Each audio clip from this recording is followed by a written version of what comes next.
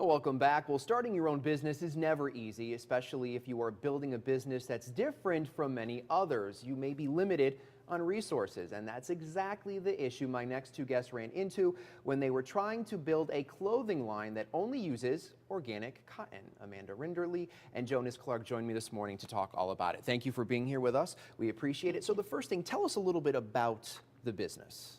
Yeah, the mission was pretty simple. We wanted to build quality clothes that also made a difference in the world.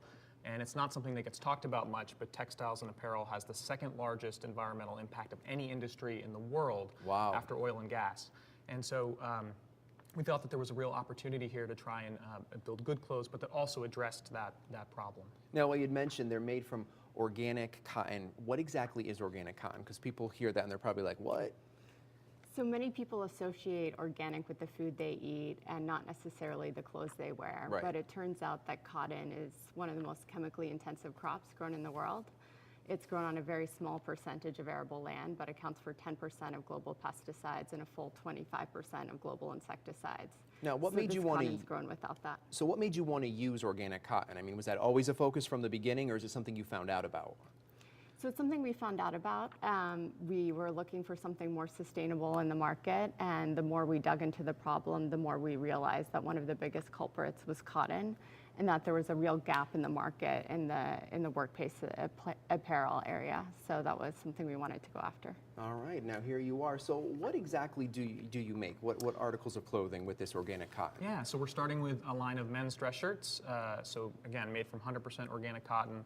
We're using premium Italian fabrics, and we're actually doing our cut and sew right here in the States, in New England, in fact, in Fall River, Massachusetts. And what made you guys want to manufacture in New England?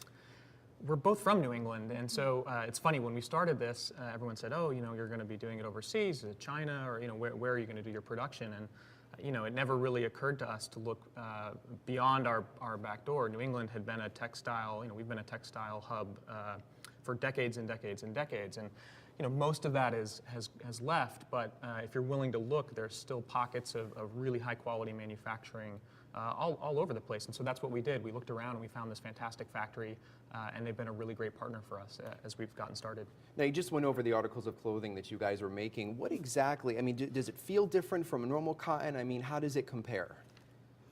So in some ways it's softer than normal cotton, Right. Partly because it's grown organically, but also because it's not coated in some of the finishing that's used in traditional dress shirts. So non-iron shirts are coated with formaldehyde to make them non-iron. It's a known carcinogen and actually makes the shirts kind of rougher to the touch and also not last quite as long. So it does have some differences. Now, how can people sort of help support this small business? As everyone knows out there who has a small business, it's not always easy. Sure. What can people do? So we've actually launched with a Kickstarter campaign, and we are a little over halfway through that campaign right now. And we actually hit our first funding goal the other night, which was a big boost for us. So one way would be to go on to Kickstarter and check us out, Tuckerman and Company on Kickstarter. And then we also have our website. We'll be doing a full launch later in early in the winter. Now, are people able to buy these clothes in any stores? Is it all online right now? Where does that stand?